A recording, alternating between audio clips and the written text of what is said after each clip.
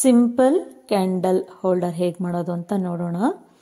ಏನೆಲ್ಲ ಬೇಕು ಅಂತ ನಾನು ಈಗ ಆಲ್ರೆಡಿ ನಿಮಗೆಲ್ಲ ವಿಡಿಯೋದಲ್ಲಿ ತೋರಿಸ್ತಾ ಇದ್ದೀನಿ, ನೋಡ್ಕೊಳ್ಳಿ. ಈ ಎಲ್ಲ ಐಟಮ್ಸ್ಗಳನ್ನು ನಾನು ಹಾಕಿಬಿಟ್ಟು ಒಂದು ಕ್ಯಾಂಡಲ್, ಸಿಂಪಲ್ ಆಗಿರೋಂಥ ಕ್ಯಾಂಡಲ್ ಹೋಲ್ಡರ್ನ ಮಾಡಿ ತೋರಿಸ್ತೀನಿ. ಫಸ್ಟ್ ಒಂದು ಪಾರ್ಸಲ್, ಅಂದರೆ ನಮಗೆ ಏನಾದರೂ ಪಾರ್ಸಲ್ ಬಂದಿರುತ್ತಲ್ವ, ಆ ರೊಟ್ಟಿನ ಬಾಕ್ಸ್ ತೊಗೊಂಡಿದ್ದೀನಿ. ಒಂದು ಪ್ಲೇಟನ್ನು ನಾನು ಅಳತೆಗೆ ಇಟ್ಕೊಂಡು ಈಗ ರೌಂಡ್ ಶೇಪ್ ಹಾಕ್ಕೊಂಡಿದ್ದೀನಿ ನೋಡಿ. ರೌಂಡ್ ಶೇಪ್ ಹಾಕ್ಕೊಂಡಾದ್ಮೇಲೆ ಇದನ್ನು ಕಟ್ ಮಾಡ್ಕೊಳ್ತೀನಿ. ಈಗ ನೋಡಿ ಕಟ್ ಮಾಡಿಕೊಂಡೆ ನಾನು. ಕಟ್ ಮಾಡ್ಕೊಂಡು ಆದಮೇಲೆ ಇದ್ರ ಮೇಲ್ಗಡೆ ನಾನು ಸ್ವಲ್ಪ ಗಮ್ಮನ್ನು ಹಾಕ್ಕೋತೀನಿ. SR ಗಮ್ ಅಂತ ಬರುತ್ತಲ್ವ, ಆ ಗಮ್ಮನ್ನು ಹಾಕ್ಕೊಳ್ತೀನಿ.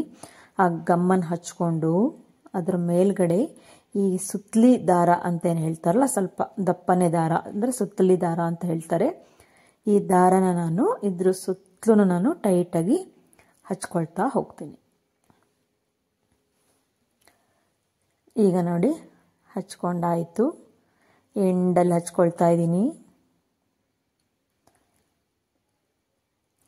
ಒಂದು ಮ್ಯಾಟ್ ಫಿನಿಶಿಂಗ್ ಬಂದಿದೆ ನೋಡಿ.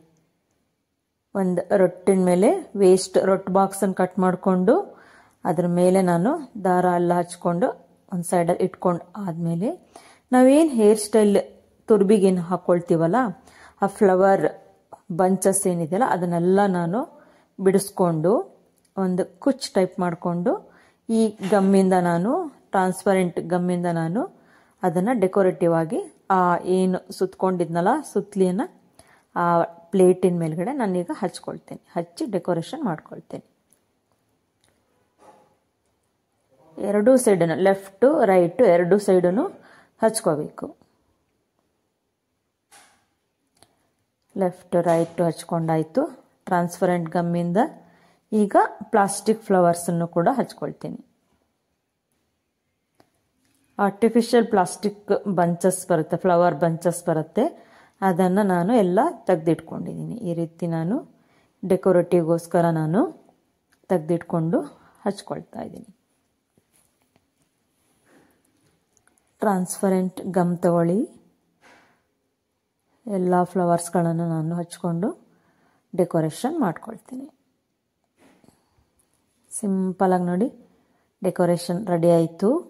ಈಗ ವೇಸ್ಟ್ ಇನ್ವಿಟೇಷನ್ ಕಾರ್ಡನ್ನು ನಾನು ಬ್ಯಾಕ್ ಸೈಡ್ ಪ್ಲೈನ್ ಏನು ಇರುತ್ತಲ್ಲ, ಆ ಪ್ಲೈನ್ ಬಾಕ್ಸ್ ನಾನೇನು ಪೇಪರ್ನ ಕಟ್ ಮಾಡಿಕೊಂಡು, ಅದು ಸ್ವಲ್ಪ ಥಿಕ್ಕಾಗಿರುತ್ತೆ ಆ ಪೇಪರ್, ಇನ್ವಿಟೇಷನ್ ಕಾರ್ಡಿನ ಬ್ಯಾಕ್ ಸೈಡ್ ಪ್ಲೈನ್ ಕಾರ್ಡನ್ನು ಕಟ್ ಮಾಡಿಕೊಂಡು ಹೀಗೆ ರೆಡಿ ಮಾಡ್ಕೊಳ್ತೀನಿ. ಸೈಡನ್ನು ಕಟ್ ಮಾಡಿಕೊಂಡು ರೆಡಿ ಮಾಡ್ಕೊಳ್ತೀನಿ. ಕೊಟೇಶನ್ ಬರಿಬೇಕಲ್ಲ, ಈಗ ನ್ಯೂ ಇಯರ್ ತಾನೇ, ಹಾಗಾಗಿ ನ್ಯೂ ಇಯರ್ ಕೊಟೇಶನನ್ನು ನಾನು ಬರ್ಕೊಳ್ತೀನಿ. ಹ್ಯಾಪಿ ನ್ಯೂ ಇಯರ್ 2025 ಅಂದರೆ 25 ಅಂಥೇಳಿ ನಾನು ಬರ್ಕೊಳ್ತೀನಿ.